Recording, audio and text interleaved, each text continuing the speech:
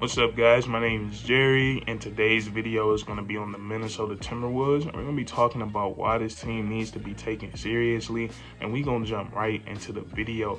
Now, I feel like the Timberwolves continue to make statement after statement, and the first big statement that we've seen them make recently was against the Los Angeles Clippers. They beat them in the play-in tournament to secure the 7th seed in the Western Conference, and I think that was a pretty big win for them, and I think they have the right to celebrate how they celebrated because this is an organization that's only been to the playoffs twice in the last 18 years. So it's very exciting for the players, very exciting for the organization, and most importantly, it's very exciting for the fans. And then the next statement that we seen them make came in their first game of the playoffs on the road, heavy underdogs against the Memphis Grizzlies, and they came out and punched those guys right in the mouth. And watching that game from start to finish, it didn't look like a fluke win for the Minnesota Timberwolves. They looked like a solid basketball team out there that came in, handled business, and they outperformed the Memphis Grizzlies. And coming into this series, a lot of people had this being an easy win for the Memphis Grizzlies, talking about it's going to go 4 or 5 games. But after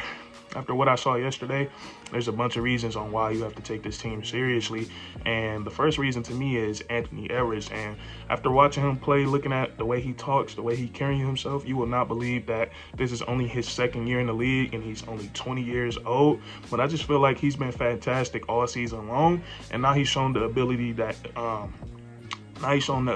he's going to be a guy that can step up in big moments. His playoff debut, he came out and he dropped 36 points. And what I liked about what I saw from him, and well, what I should say, what the Timberwolves should like about what they saw from him, that nobody on the Memphis Grizzlies could really do anything with him. I think he's taller than the other guys the other perimeter defenders that they have on their team, and I think he's a lot stronger than those guys. And it showed yesterday. And I think all series long, I think he's going to be a big problem for the Memphis Grizzlies. I don't know if they're going to be able to stop him, but his game is so elite for a 20-year-old. It's very mature, and you just see him getting better. And what I like about him is that he works on his flaws. Coming into the draft, one of the biggest knocks on him was he going to be able to be a consistent shooter in the NBA? And I feel like he's shown that, because he's not a player that you're going to sag off on. And it's been numerous games where he done got hot from 3, and then we all know what he can do. What else he can do with the basketball in terms of getting to the rim, finishing with both hands. One of the highest flyers in the NBA. He has a nice handle, and then he's also a great playmaker. And he doesn't care about passing the ball. He said it himself. He loves to hoop, and he loves seeing his teammates get buckets. So Anthony Edwards, he's going to be, I didn't even talk about him on the defensive side of the ball.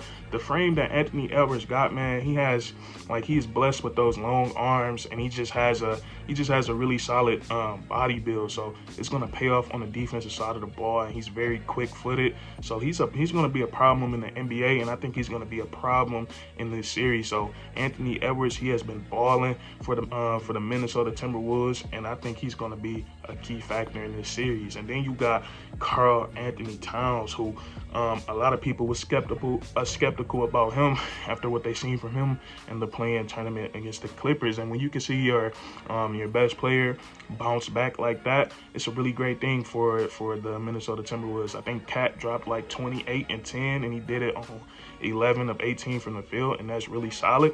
But KarlAnthony Towns, he kept a lot of pressure on the bigs of the Memphis Grizzlies. He had those guys in foul trouble. Steven Adams didn't play that much. Jaren Jackson Jr. was taken out in the pivotal moment of the game because he had 5 fouls. But KarlAnthony Towns, he was really great yesterday, and we all know about his game. He can shoot the 3 ball. He can hurt you from every spot on the court. He can shoot the 3 ball. He can put the ball on the floor, and that's another thing. He literally, Steven Adams might not be able to really play this series because he can't guard KarlAnthony Towns on the perimeter. So looking at these, like when you look at these two teams, it's a lot of matchup issues for the Memphis Grizzlies, and we're going to see the coach for the Memphis Grizzlies. They're going to have to make a lot of in-game adjustments. But KarlAnthony Towns, he wreaked havoc on the Grizzlies yesterday.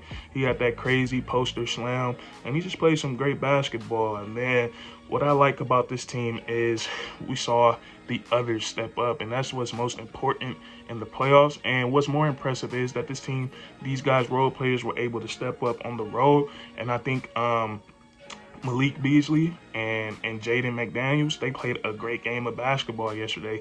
They came Malik Beasley off the bench. He came up and he was able to be a great scoring outlet whenever Anthony Edwards went to the bench, whenever KarlAnthony Towns went to the bench, or whenever he was out there playing with those guys. He was able to hit his three-point shots. He was able to cut efficiently to get layups and dunks, and he just kept putting a lot of pressure on the defense. And then the same thing with Jaden McDaniels, and I think that guy is filled with potential.